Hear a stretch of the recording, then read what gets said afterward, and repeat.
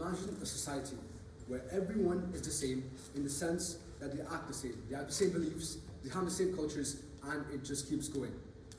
Judge, this may seem like unity, but is this not an allusion to the true meaning of humanity? Good afternoon, honorable judges, respected opposition, and esteemed opponents, and esteemed teaming. Today, we are here to debate the motion. This House, as a parent from a marginalized community, would raise their children to challenge rather than assimilate into the dominant culture. So here are propositions definitions for this motion. First, it says marginalized. Marginalized means to exclude something or someone from the inner core of society. And it gives a specific, different, separate treatment to those people. And it is always, most likely, usually is, majority of the time, it leaves them powerless. Then there is challenge. Challenge means to question the traditions, the regular ways, and what everyone seems to think is right, and argue, possibly using logic and reasoning. Assimilate means to merge, to be as one, to fully take in content, and essentially it means trying to fit in. So now we interpret this motion to be questioning and raising concerns as to why this marginalized community exists. We are firmly in favor of this motion, and our goal is to create an equal society. We plan to raise concerns not only to enforce, we're not only pushing to enforce laws that will help stop this unfair treatment, but we also want to spread knowledge and have campaigns as to why this is happening. And as for the laws, we hope to push it to the head of state by showing how this marginalized community has negative effects, such as creating discohesion and no peace between the people, which is not what the head of the state would want. So now, moving on to my first argument. As the scenario says, our family has privilege. This privilege is a superpower and should be used as a lever. We are a good family. We have a shield. We have to use that shield to challenge the systemic roots. You know what? Yes. Does the speaker really think that money can buy you out of systemic biases? No, but it can help reduce the hatred and impact against you. Okay, so now let's talk about it. So when you bring up these concerns, there is a higher chance of having less backlash. And the way we're going to do this is through mechanisms. So firstly, it talked about the children being able to challenge. So these children, they have economic security and they have a secured education. And these people, it can start from small levels. They can talk to their friends. They can talk to the ones around them to understand what is happening. And they can, as we said, talk to leaders, the ones above as well. Because we need to find the root cause of this marginalized community. Sometimes it could be due to past incidents based on specific scenarios. Sometimes it's due to the lack of knowledge. No, thank you. Mainly it's due to the lack of knowledge. The lack of knowledge that not everyone is the same. Your skin color, your race, your ethnicity does not define you in how your personality is and how you act. This lack of knowledge causes a large problem. So with these knowledge campaigns and the spreading of information, it allows people to actually think for themselves and not just follow what their ancestors seem to used to do, and it worked for them apparently. Moreover, I'd like to move on to argument 2, which is such an important one. No, thank you. Abandoning roots. So these people in the marginalized community, they are trying to fit in. What's the problem with this? They blindly believe and they fully follow what is happening on the dominant culture. They lose their own culture and their own history. So why is this important? Because history is important as it is part of your identity. It's part of where you come from. Though it doesn't fully shape you, it's an important part. And your identity is what shapes you as a complete person and what shapes how others view you. Trying to fit in, trying to look like one of them would not be effective. Moreover, it would erode the effect that people, ancestors have fought hard for, such as pushing against invaders so that they can have their own culture, their own independence. Independence is what humans crave. Independence is what humans want. So in our mechanism, in our policy, in our world, we bring about massive changes. We, in our best case scenario, we can actually enforce laws, we can change laws through the state, and we can bring about safe and secure communities and equal communities for everyone.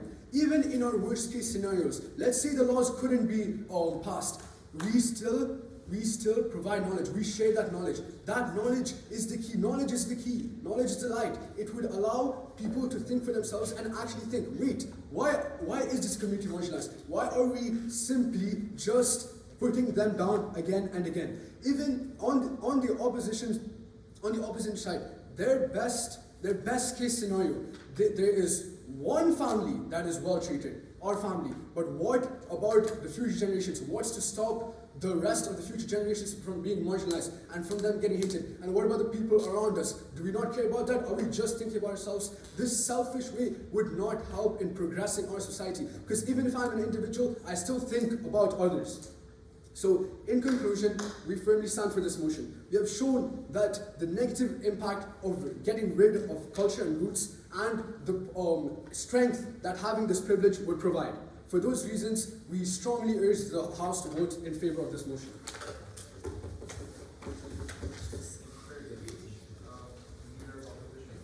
Can you use my 40 times, sir? Can I use my 40 times, sir? Apparently it's not allowed.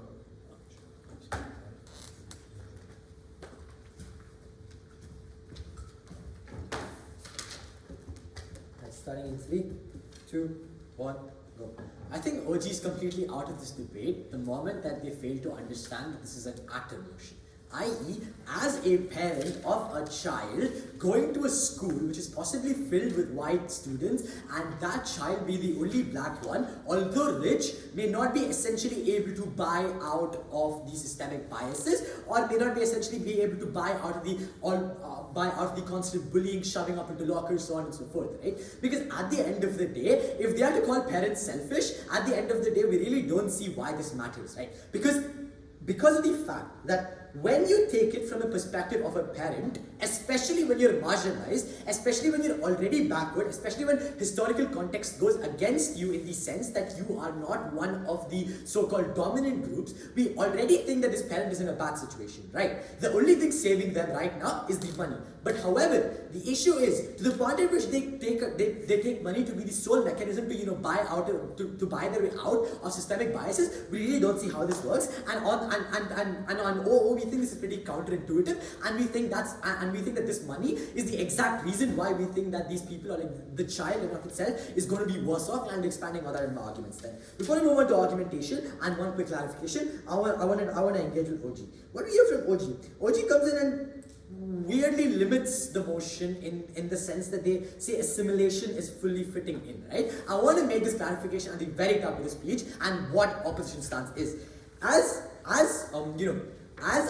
a child of a parent who's marginalized, this basically looks like that child going through bullying daily at school because of the fact that we concede to the fact that they live in a dominant group. They live in a community that's upper class, and most importantly, they come from a marginalized sector, one which has been backward for time and time again. So, because of the fact that we realize cultural significance, assimilation doesn't necessarily mean you get submissive, i.e. assimilation doesn't mean the parents don't end up teaching their children where they came from or what their language is. To the point at which that they simply assume assimilation means you completely forget your roots, that's simply not what it is. All they're trying to do is trying to limit opposition from this debate. But secondly then, because of the fact that this is an active motion, every single thing has to be tied up at a kinopin. Every single thing has to be tied up to the parent. So under the eyes of the parent, assimilation basically looks like you just opting into dominant culture, not essentially forgetting their roots, right? Because at the end of the day, panel, we do concede to the fact that cultural heritage exists. We do concede to the fact that marginalized communities have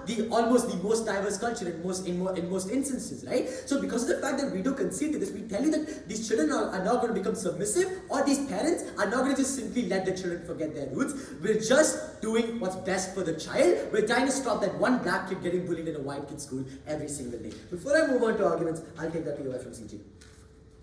I would like to ask, doesn't the environment you're mentioning with constant bullying force the kid to fit in? What about that?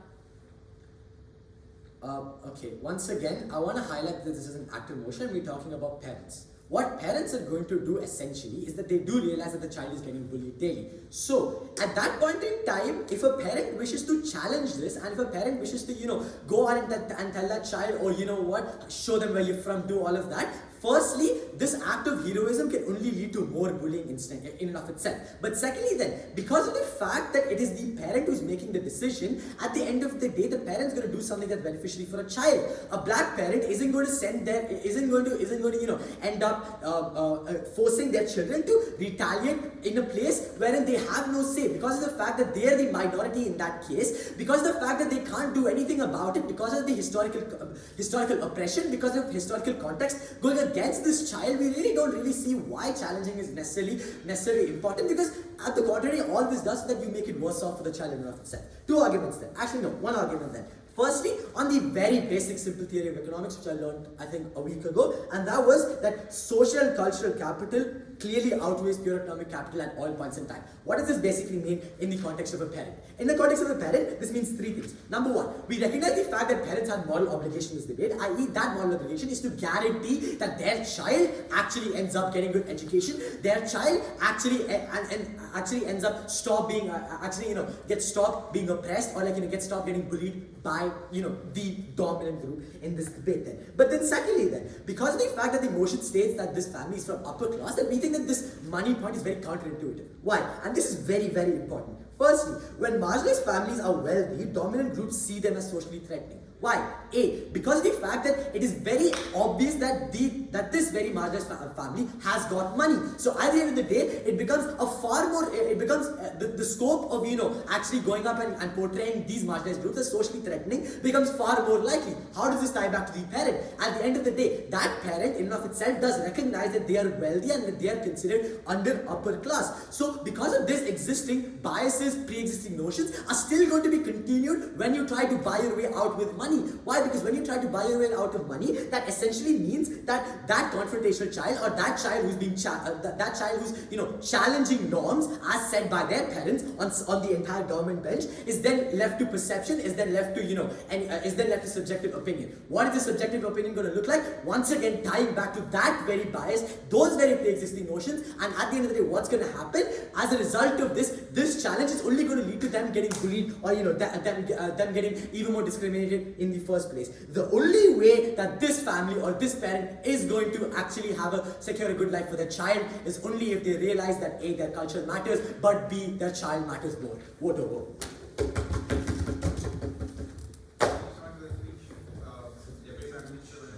Can I have 30 seconds?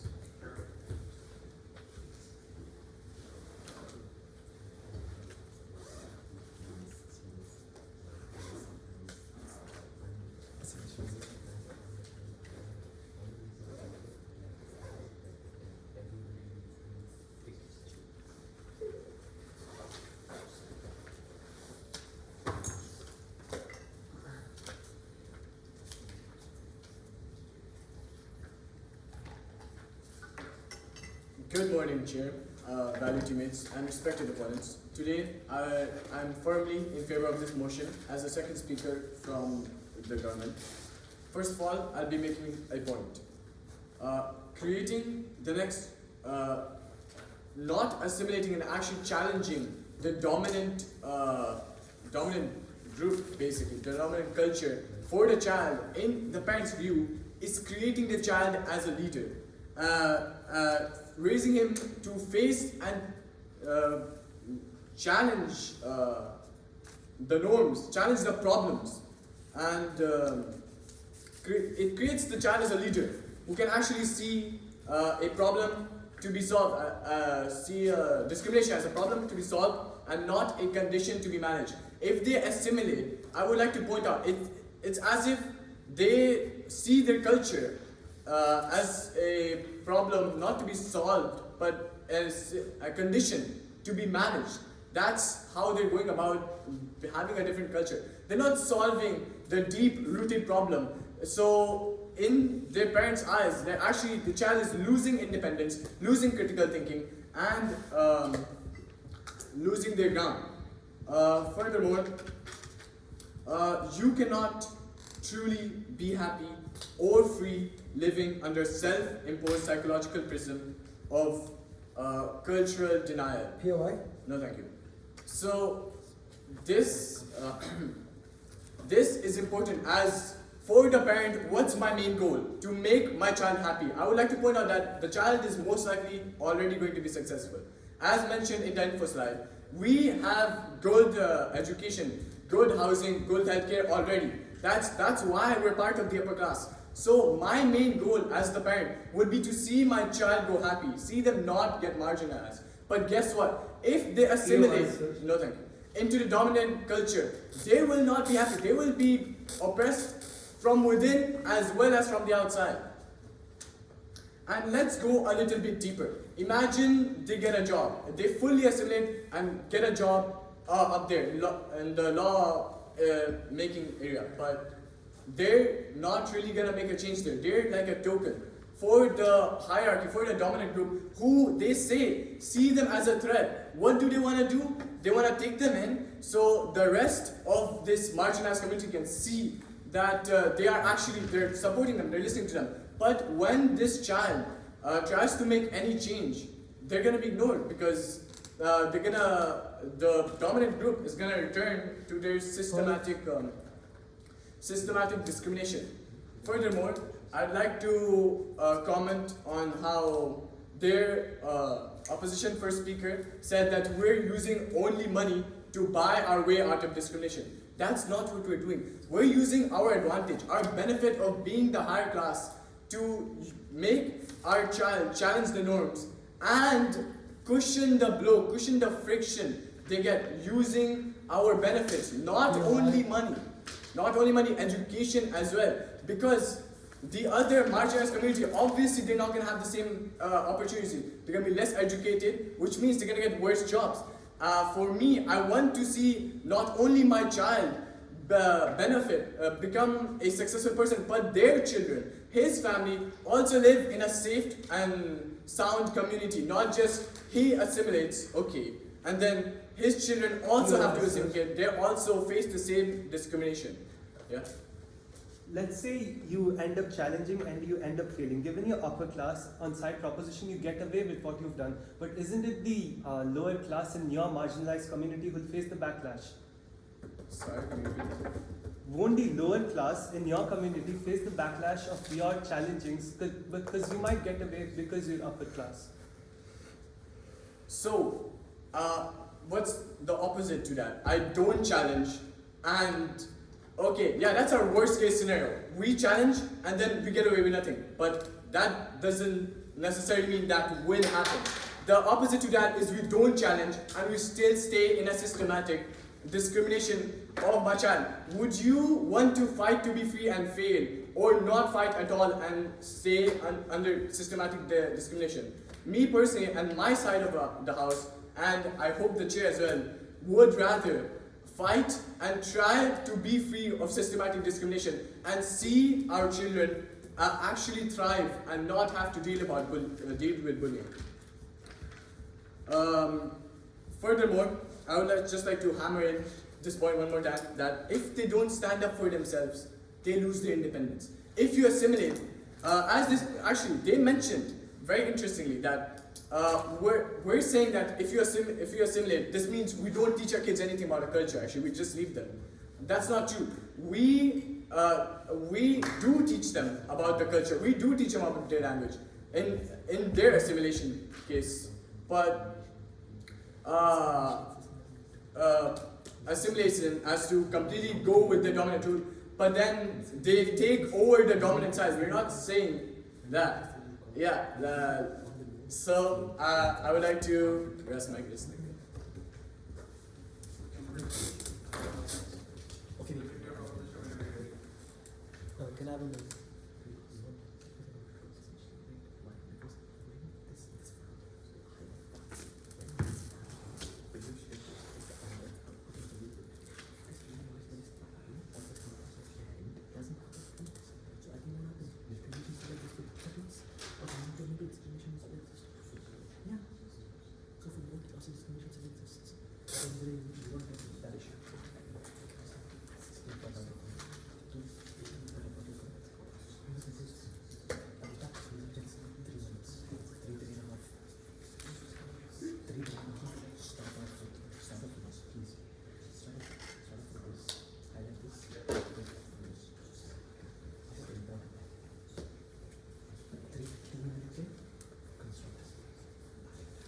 Stance को ले लें बस, only stance.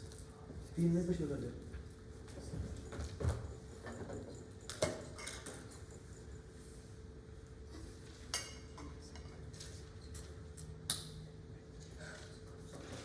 Okay, I'll be starting my speech in 3, 2, 1, go. Panel, firstly, I'd like to give everybody in this room a dictionary, because opening government clearly does not understand the definition of assimilation or assimilate. Assimilation, by definition, means to take in and understand information. That's all it is. It doesn't mean soak up all the information. It doesn't mean leave everything else behind and go only and only after that information. It just means take in and understand that information. I want that to be remembered throughout this debate. So I'll be doing a few major things in my speech: argumentation, rebuttals, and wider implications on a political, social, and economic level. Starting off with argumentation. Firstly, let's talk about how, they talk about how discrimination is a problem to be solved by parents.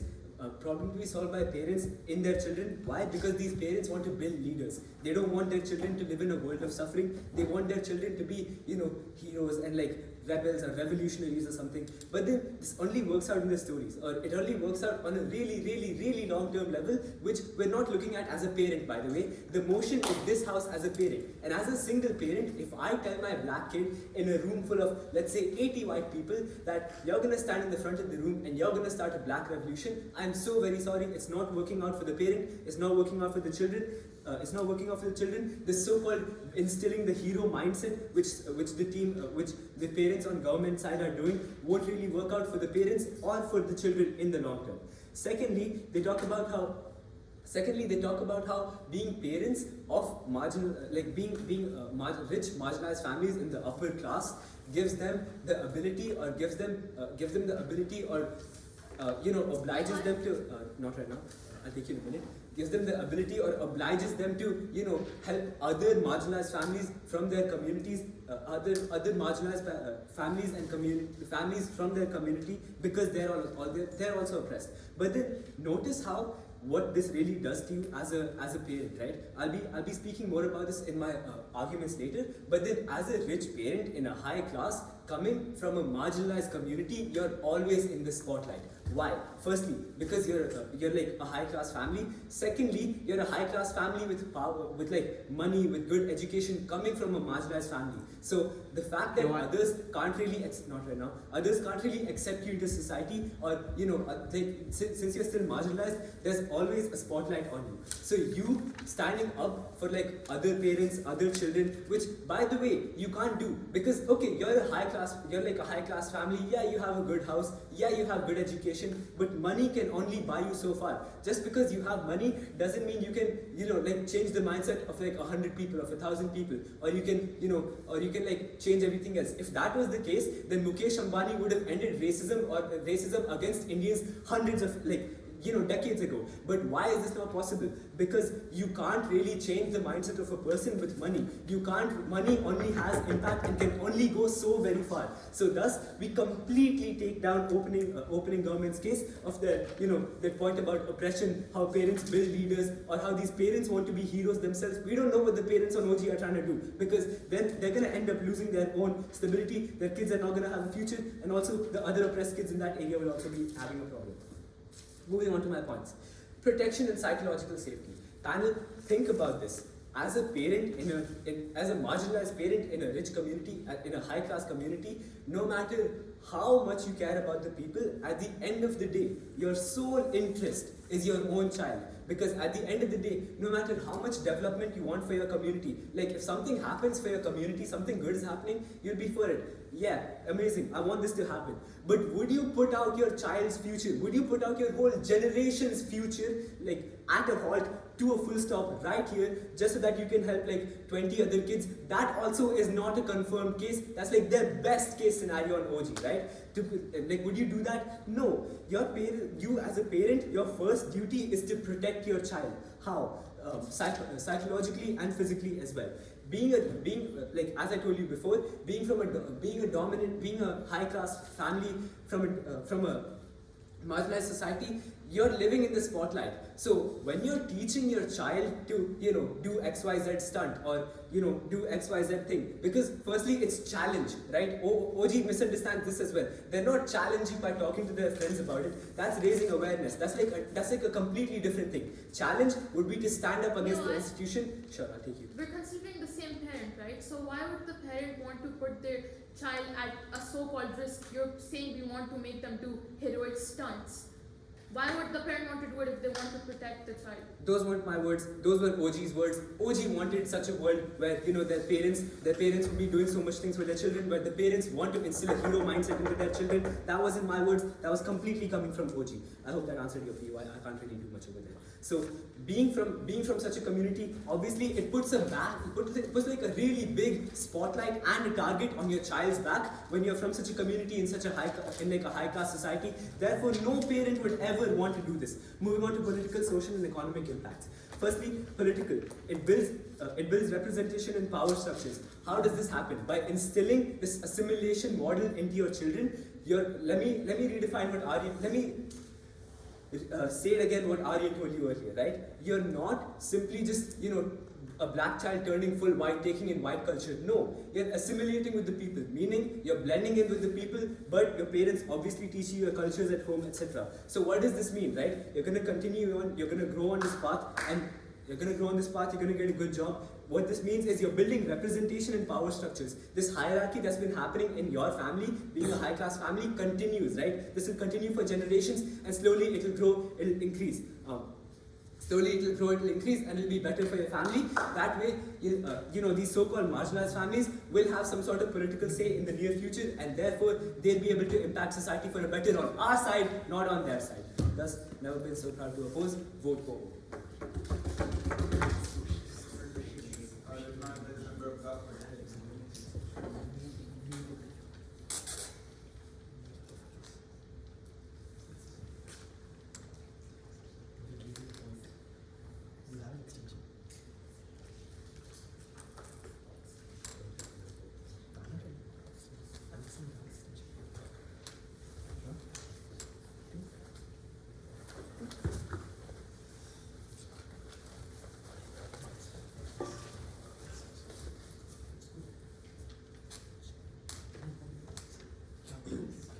I shall be beginning my speech in 3, 2, 1. Good evening, esteemed judges and fellow debaters. I'm the member of Parliament, and today I would like to firstly refute the arguments made by team opposition, and secondly I would like to make a case for the closing side of proposition. Firstly, the definition that the first team of opposition has given of assimilation appears to be irrelevant to the debate at hand. Like they mentioned, it means putting something together. They fail to realize that assimilation into a society is far more complex than what the definition of assimilation would ever seem to imply. They also have failed to provide any examples of what kind of assimilation they seem to be really talking about. So it seems like they haven't they really don't have an idea of what they seem to be talking about. They also mentioned a point where assimilation is easy. It's the easy way out. I would like to mention how many societies around the world, they make it difficult or maybe nearly impossible to actually assimilate into them. POI, sir? No, thank you. For instance, Japan, for example, I'll be providing the example of Japan and South Korea. There, even if the mere fact, even if a person has both Japanese parents, the mere fact that even if they were born outside of Japan, they're still not considered Japanese. How would you expect a marginalized community to properly integrate into Japanese society? The same is true for the West. Clearly, you can see these days increasing resistance to integration. There have been videos of people from, for instance, in Canada being harassed, being harassed being harassed. Like their harassers don't know the two official languages of Canada, cannot speak them perfectly, and yet these immigrants, these people who want to integrate into Canadian society, they can speak the language perfectly, they follow the laws perfectly, they do everything they can in order to assimilate. Yet the dominant community there still doesn't accept them. Point. It seems as though opposition's delusions have made them ignore the situation on the ground, that perhaps the dominant community does not want to assimilate marginalized communities. So at the end of the day, trying to assimilate, even attempting to, is futile if the other side does not want to actually cooperate here. Why, sir? No thank you. Now I would like to make the case for a closing government. Okay, we believe it is rather foolish to believe that merely because the family here, the pair of the family here is wealthy, merely because they're wealthy, they're shielded from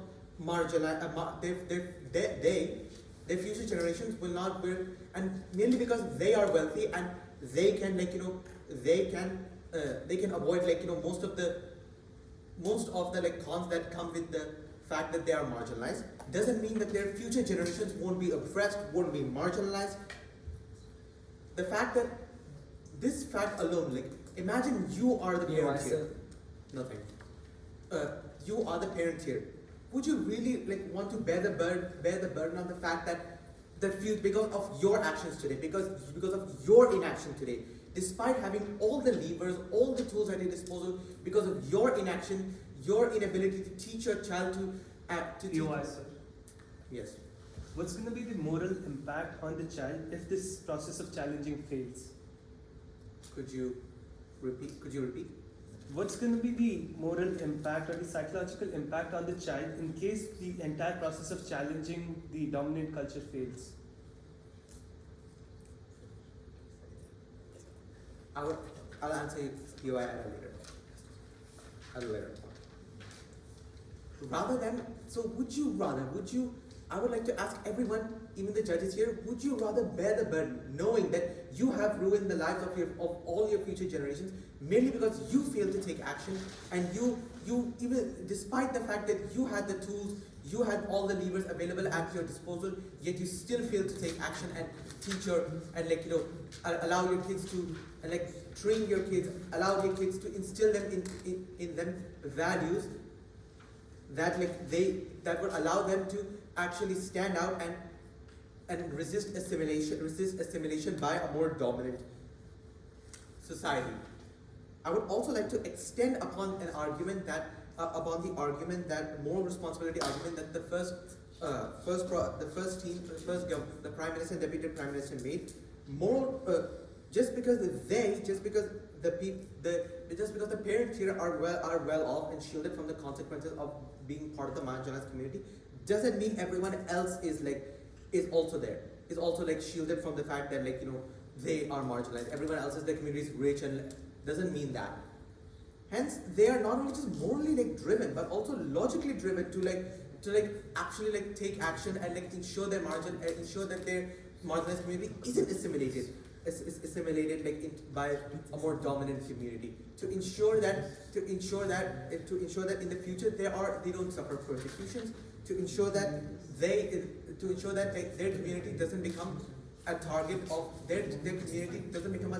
persecution, and their children don't suffer the consequences of said persecution. I would like to end this speech with a quote from a person during Hitler's time. He said, first they came for the socialists, we did nothing.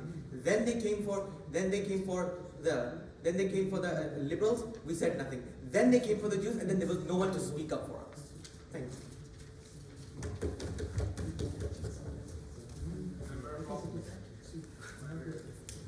Can I get 10 seconds?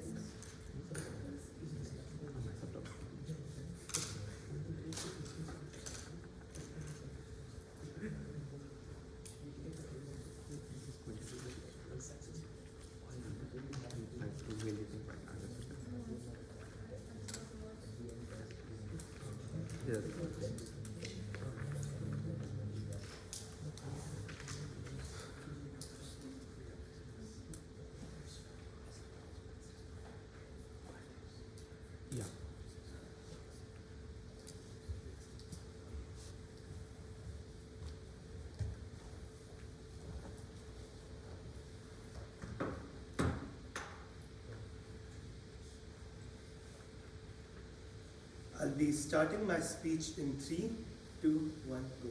Panel, as a parent, my first moral responsibility is to protect, equip and empower my child to thrive in the society, not to make them some symbolic hero of a culture they may not be fully aware of, not to bring in hatred, not to bring in the feelings of comparison or like becoming better or to fight for something when they don't really have a chance. Now panel, I would like you to know, assimilation is not cowardice, it's a strategic tool for surviving. It's like survival for the fittest, but we're not dealing with war, we're not dealing with heroes or villains here, we're just dealing with the scenario which is best for us, right?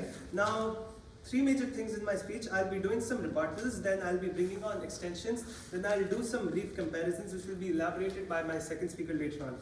Now firstly, the opening opposition missed out few key rebuttals from the opening government sides, such as like when they talk about abandoning roots, right? Like panel, firstly I would like to clarify the definition of children, right? And how the motion is centered about what our children are supposed to do, not what we want to do, right? We just have to ensure that our children are raised in a safe, secure environment and their future itself is safe, right?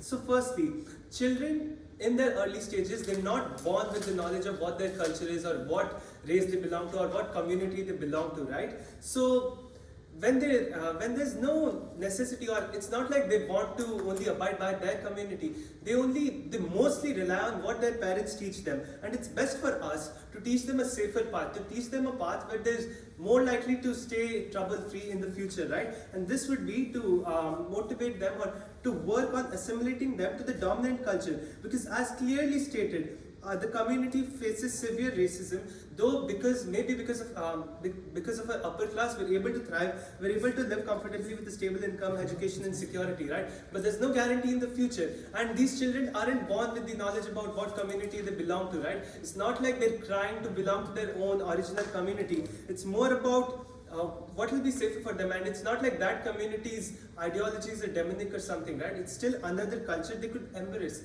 and culture is something to live by only if you exist as a human, right? And for you to exist safely, you have to be safe and secure in this society, right? So their idea of abandoning roots doesn't really make sense, because they're still children in their early stages, even though others are unsafe. When we try to challenge the bigger community, the majority, we're making the lower classes of our own marginalized community we're putting them in danger more, right? Because like, see, we might get away easily because of the challenges we've done. We might get away easily because of our upper position in society. But what about the lower position? What about the people who belong to lower positions, right? They may not be able to get back. And they might face the bigger backlash of these of our doings, right? Now challenge just to be a leader, otherwise you lose. And opening government really thought like only way you can challenge and only way you can have independent thinking is by challenging. No, independent thinking can be better used in your own growth, and your own growth is guaranteed through your own identity, and culture may not. The culture of my culture may not be the culture of my child. Maybe they can embrace some other culture just to survive. That gives them a new identity, new start, which is safer. I shouldn't prioritize my ego so that my child only knows about my culture. We have to ensure what's this most safe decision for them, right? Now, panel, assimilation is adaptability, right? Children are equipped with better work ethic and success on our side, as you're going to see. So firstly, we don't fight, no thank you, we don't fight but we fail. If we fight and we fail, it's much worse than what could happen when we're surrendering and living by better, right? Even though my culture is not being carried forward, right? My child is living safe, that's the primary goal in this debate, right? Culture is important once only you embrace it, no thank you. And why should I ask my child to embrace some culture which is already at risk in the current status quo? Maybe they can embrace something better. Now let's look at what would happen even if we bit the bullet and we asked our children to fight, right? They'll have the mental health impact, because it's very likely that you don't succeed, and it's very likely you face backlash right at it, and your normal life is disturbed, your school life is no longer stable, you start to get racist comments about how you start to stand up, right? There'll be mental health impact right from a young age, right from the young point, just to make my child the hero, he ends up facing backlash. There'll be threat to our own community, as I already mentioned. Now let's look at how this safer future for our kids would look like, right? Now, say they don't really have to be a hero, right? Because they're not assigned to be the hero. They're not born with some mark which assigns them to be the hero. In the end, they have to strive in the society as a member of the society, not as a cultural leader or anything. Me being in the upper class doesn't mandate my child to be the cultural hero on our side, right? So we don't want to implant hatred in a child who is in his growing stage, right? Because that's not the only meme they come up to leadership qualities. Leadership qualities could be seen better when they grow, assimilate in the existing community, when they thrive there, when they grow there. Maybe later on, though this is not necessarily not a part of the debate, they could change the mindset. Practically, it's best on our side, right? Now let's look at the our worst case and best case scenario, right? Our worst case scenario, child assimilates, though there's some racism existing, right? Now this racism will tend to disappear later on because our child will have the mentality to assimilate their children into the same same culture as we've done by choosing the best one. So they'll continue. Gradually, on the long term, the racism is bound to end. But on their side, success is in itself a very rare and very unlikely thing to happen. Even though they succeed, but like succeeding to challenge doesn't mean you're changing the system on a whole, because it's a large group. Even though you manage to change the system, how likely is it the change will continue and your so-called benefits will continue to occur, right? In the end, your success will be temporary. In the end, your upcoming generation will continue to face the backlash. But as a responsible parent, my duty will be to ensure that no one in my generation, at least my children at first, don't face the backlash. With that being said, I would happily ask my child to assimilate into the dominant culture to stay safe. With that, I would request the jury to let the motion fall. Thank you for your speech. Government Whip.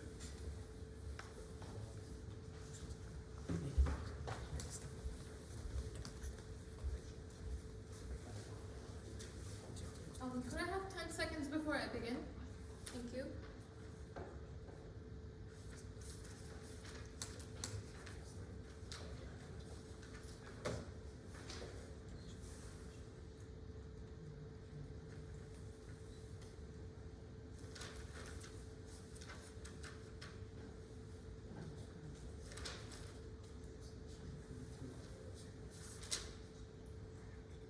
Okay, so I'll be starting in 3, 2, and 1. Wait, sorry, just 1 second. Do you guys have a written note of the motion?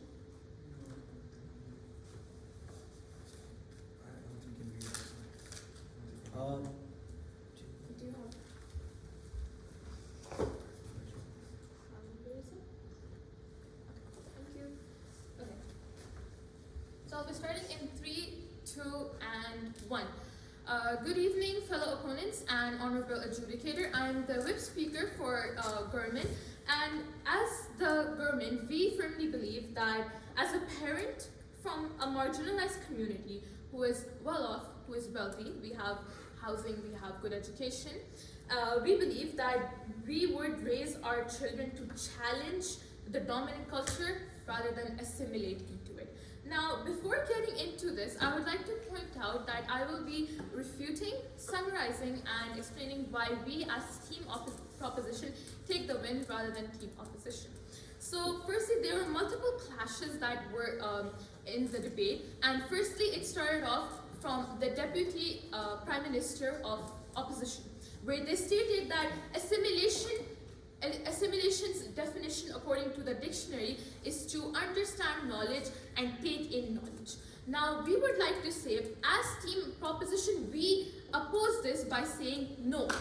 Every motion has different words in it, and these words mean differently in the dictionary. But when you add them to a context, they mean different. And even as the opening government, they did not give opening government and opening opposition, they did not give examples of what assimilation even could look like.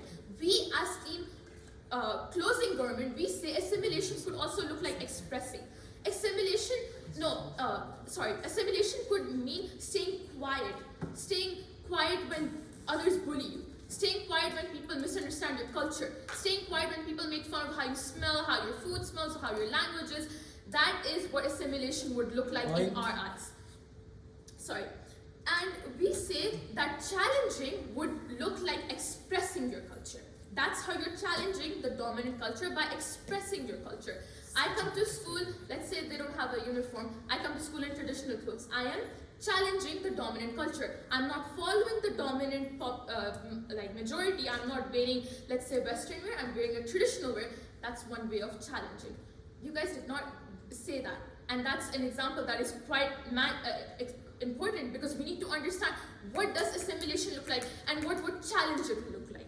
Moving on, there's another clash where they say, no, opposition says we are trying to buy our way into fitting in. But we say, no, what we're doing is we're using our wealth, our status as a way to influence.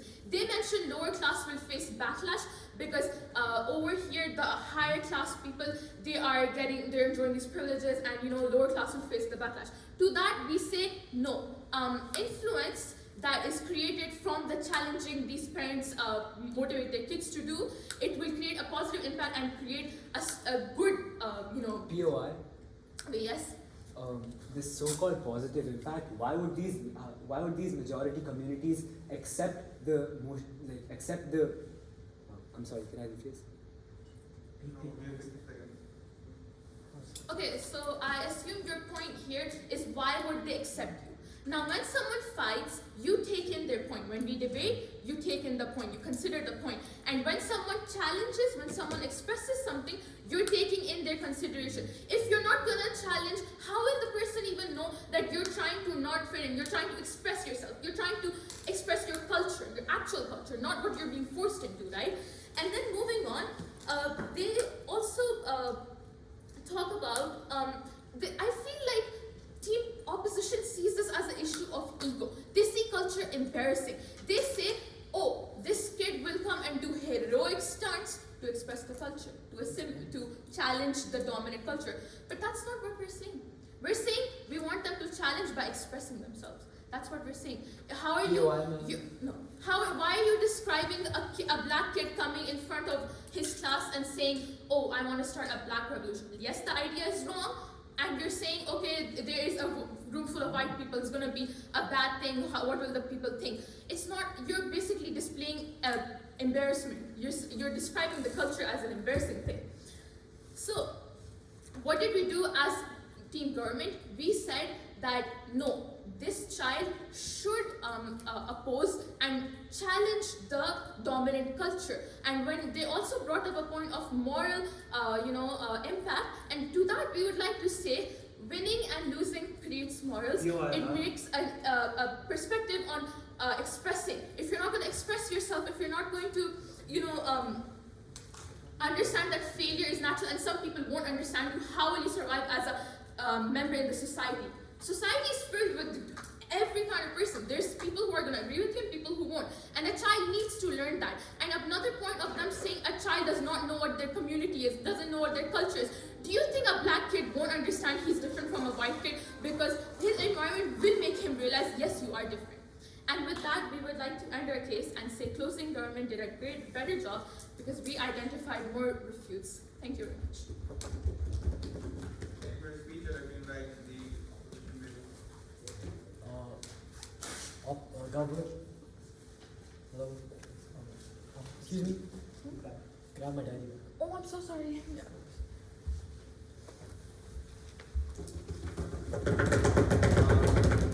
Opening government, what was the speaker order? Who went first? Name? Zaidhan. Sorry? Zaidhan. Thanks. I'll be starting in 3, 2, 1, go. In government's world, identity is war. In our world, it's wisdom. We raise children to not blindly rebel, but rather to master, rewrite the predominant narrative at society. Two major things that we're doing in society. Two major things that we're doing in today's debate. Firstly, clashes, and secondly, quick rebuttals and comprehension of what has happened in today's debate. Firstly, moving on to the rebuttals we heard, or moving on to the major case we heard from team government as a whole. The major point capitalizes on this one fact that culture is going to be stripped off, that the roots are going to be abandoned. Panel, 3 major responses to this. Firstly, we tell you that their role in school or their identity in school can go equally hand in hand with their private spaces or with their culture, with their practices that takes place indoors or in communal spaces or in private affairs, right? We tell you we tell you that kids can be taught, and it's a parent's duty to enrich and instill the sense of culture, pride and history to kids, right? We tell you parents have this major moral obligation that is being carried out in the outside of the house. And a simple question that arises that I want to ask to team government as a whole: how do kids, when rebelling, hold their ground, right? We tell you when they go against the systematic bias, systematic discrimination, they're only going to fall off more, or they're only going to, this cycle of bullying and cycle of discrimination is only going to be it's going to be only further perpetuated, meaning in days of the house, blindly rebelling is not going to be showing any sort of fix, but rather only going to be more counterintuitive, where they shoot themselves in the foot. Moving on to the first major clash based on principle. Panel, we tell you to blindly rebel, it essentially equates to entrapping and entrenching oneself in this perpetual cycle of discrimination or racial injustices, right? We tell you that when a child who doesn't have the capability to intellectually defend themselves or to physically defend themselves go against an entire dominant society which has a negative outlook on one certain community, they're only going to be further bullied, they're only going to become center of attention for all the wrong reasons, right? Impact panel, we see that this is only going to worsen their emotional well-being. We only see this going to either affect them physically or rather affect their entire outlook of their culture, meaning that they're going to feel more ashamed of their culture, they're not going to feel proud, but rather embarrassed and ashamed of their entire culture, right? We tell you that children should be raised on as strategic navigators, i.e. they're proud of their culture, but then they utilize the resources of the host country, right? We tell you that these children who are capable of understanding and adaptable, they're the ones who are going to welfare in society. Also, the house promotes that children silently work through the system and essentially establish themselves in the future. We tell you that retaliation only pushes them forward only towards emotional turmoil. Moving on to my second major clash based on practicality. And constantly challenging dominant authority or these dominant forces or dominant groups is only going to face more backlash. Meaning, as I said earlier, as the entire opposition bench said earlier, when they're going to go against a stronger force, they're only going to be pushed to a corner where they not have any escape means, right? Meaning that the cycle of punishment and cycle of self-punishment and self-pity is only going to be worsened in the case of government. We see that this cycle of marginalization is further reinforced in the case of government. Moving on, we tell you how assimilation means essentially acknowledging and adapting, right? That is, children are equipped with this newfound knowledge of picking out the best aspects of society and integrating them towards their own moral compass, right? This looks like children tying their culture with the best aspects of a European nation or a European community, like best aspects of European nation, like work ethic, etc. Meaning that they're going to couple their own cultural interests, cultural backgrounds, and own ideas with this newfound sense of work ethic, etc. Meaning that they're going to only have a better byproduct. Meaning they're going to only emerge much better than their previous sense, right? So now in the house, we only see that they develop this sense of intellect and thinking, where they grab and utilize the best aspects of the host country or the host culture and integrate them for something that's much more productive and proactive. Secondly, and thirdly, we tell you in outside of the house, when a person from a marginalized community becomes successful, silently struggling through the system, they become a dominant voice. Through this power or through this channel, now they can broadcast their pain, they can broadcast they can broadcast their pain, they can broadcast their struggle to the world, meaning that it's only going to sway more people towards their side. I'll be taking in a minute. Okay, actually, go ahead. Okay, you probably posit that this child has to some extent integrated into a dominant society. Then and you say and then they're broadcast their pain. How do you expect they will know their original culture at that point? And again, we tell you that it's a parent's moral obligation to instill entire sense of culture, right? We tell you this is a core aspect of a child, where they understand, acknowledge their history, their pride, etc. Meaning these core emotions are deep faceted and can't be easily tampered with these external dominant cultures, right?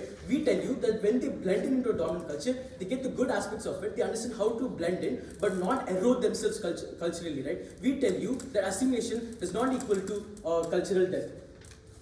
death of a culture. Rather, when a dominant voice from a marginalized community silently succeeds through the system, more ideas, more diverse ideas, and more creativity only emerges. Meaning that we're going to see more different perspectives coming into picture. This essentially creates or sets forward this ripple effect that's going to motivate and inspire more children of marginalized communities to come into picture. Government trade-offs mental well-being for political virtue, and our extension, defined through the ripple effect, clearly restructures and redefines the very trajectory and scope of today's debate. With this, side with opposition bench as well.